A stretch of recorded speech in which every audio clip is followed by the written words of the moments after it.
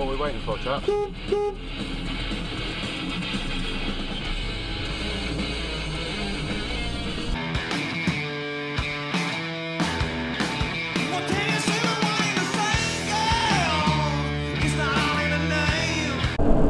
Greetings, one and all, to old friends and new friends. I've had a few extra subscribers over the last few days. Welcome. As I said last time, make yourself comfortable. It's a small van, but you're more than welcome and we're happy to have you. There is a pungent smell in here that I can't find, but don't worry, if you come often, you'll get used to it, don't worry. So, understanding the Brexit argument. Now, on my last video on Brexit, I had quite a lot of comments from both sides of the argument, which I enjoy. I generally enjoy listening to people that have different opinions to me. I enjoy it. Not so much a fan of this sort of comment though. I'll be honest, it does tend to be the main argument from the Brexit supporter, this sort of thing. My favourite one being, I can't read it, but I just got to remember it, I'm driving. 70% of EU citizens over here are unemployed. No evidence for that, baby. Just pulled that stat right out of your arsehole, didn't you?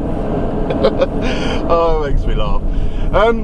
But yeah, if you're happy to talk to me like an adult and have an adult conversation, I generally enjoy talking to people on different sides of the political spectrum and when it comes to Brexit, because there is nothing that I would love more than to be proven wrong about Brexit. You know, I'm not one of these guys that would rather see my country crash and burn than be proved wrong. I would love to be proven wrong about Brexit, because it means that we're heading for this magical utopia that these people talk about in 5 years' time, which sounds fantastic. We've got to go for a bit of hard work, but in 5 years we'll have this magical utopia. Problem being, I just have not found a single argument about Brexit that's convincing. You know, I'm just one guy in my van.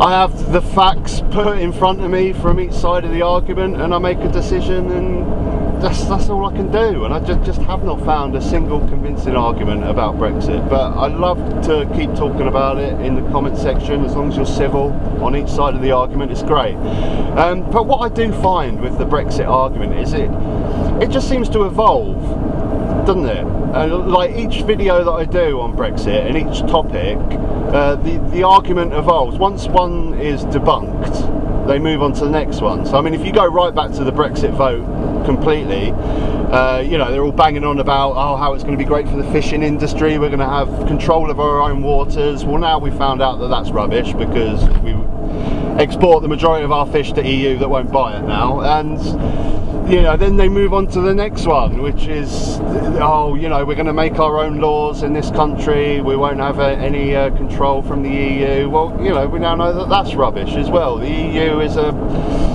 trading group. Okay, they have laws about trade, but they're not trying to stop the Netherlands selling weed and prostitutes, are they? No, they're their own country, they make their own laws, so we know that that's rubbish. And then they'll move on to the next one, and the next one, the farming, or, you know, and the latest one, obviously, I mean, I've done a video about this anyway, but the latest one is the labour, the cheap EU labour that's coming into this country. So my last video was about the lack of lorry drivers. One just drives past right away, he's working, well done, mate. But yeah, my last video was about the lack of lorry drivers, because the EU lorry drivers are just not coming into this country. It's too much hassle, it's easier for them to stay in the EU since Brexit. And the argument on the other side is, this is great, because now we've got tons of vacancies, we can up the pay, and we can pay British workers a decent wage. And to be honest, from the outset, you know, that sounds good. That sounds feasible, but when you really dig into it, it collapses like every other thing. This happens to me all the way through the whole Brexit thing. Someone will give an argument for something and I think, oh yeah, maybe that is good, but then I look into it and I think, no, that's actually rubbish. And the main thing is, okay, yeah, we have a lot of unemployed British people in this country. It's a fact. We have loads of desolate towns with no job opportunities, loads of British people with no hope of being able to get a decent job on decent pay. I'm not denying this is happening, it is, and it's tragic. But is that the fault of the EU? I don't think it is. Okay, we got free movement, so anyone from the EU, when we're in the EU, could come here and work. Which some say will bring the wages down and stop British people working a decent wage, because EU workers will come over here for a short period of time. They'll live in houses with tens of people, and you know, they won't have the same expenditure and expenses that British workers will have, so they can work for cheaper and they can take the money back home. But again, is this the fault of the EU? You know, what is stopping our own government in putting in laws where we're having quotas to have a certain amount of British workers, or sorting out the minimum wage like they do in Norway, where it's not just a flat minimum wage, they have minimum wage for all industries, so you can rise the minimum wage for HGV drivers, encourage British workers to work. You know, there's so many things that our government can do to solve this, and I just can't see why it's the fault of the EU. Well, most of these arguments come back to, well, if it's like having your little toe infected and you chop off your leg. You know, yeah, there's a problem. There's small problems in the EU, but is just flat out coming out of the EU solving the problem? No, it's not. It's really not. I do see this as a very prominent theme in this argument, where why is leaving the EU solving all these problems that our own government can sort out? I mean, going back to the lack of labour, which is the biggest problem at the moment, you know, the argument is, like I said, it sounds great. Yes, we've got all these vacancies now for British workers that are unemployed, but can we fill them all? I mean, latest reports that I've been looking up, 100,000 vacancies in lorry drivers, 100,000 vacancies on farmed fruit pickers, you know, 80,000 vacancies I saw in the hospitality. Can we fill all these jobs? No. For me, it seems much more, you're going to solve the problem better by staying in the EU and just creating laws so British workers aren't screwed over.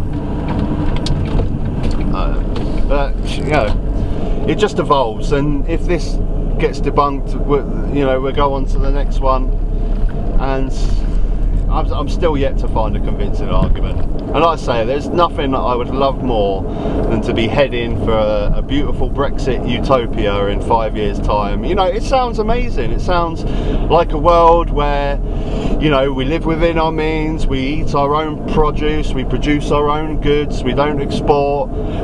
It sounds amazing, but it also sounds a little bit like some sort of utopia communism that, you know, always looks so beautiful on the outside, doesn't it? Always looks amazing, but you just can't achieve it. This world where everyone shares and everyone's nice, it's not the real world. And you know, that's why North Korea doesn't do so well about trying to be self-sufficient. So for me, with the facts that I'm giving, the same thing. I don't see a utopia in 5 years. What I see is a country where small business is completely screwed, everyone's working for Amazon, and we're in one big tax haven. That's, with the facts that I'm given, that looks more convincing. But again, prove me wrong, please do prove me wrong. I'd love to be proven wrong. And if you want to have an adult discussion, you want to talk about Brexit and don't shout at me like I'm a little child, please comment below. And like I say, thank you to anyone that's joined me recently and subscribed, and as always, thank you to those people that have been with me for the last few months on this van man journey. Till next time, take care.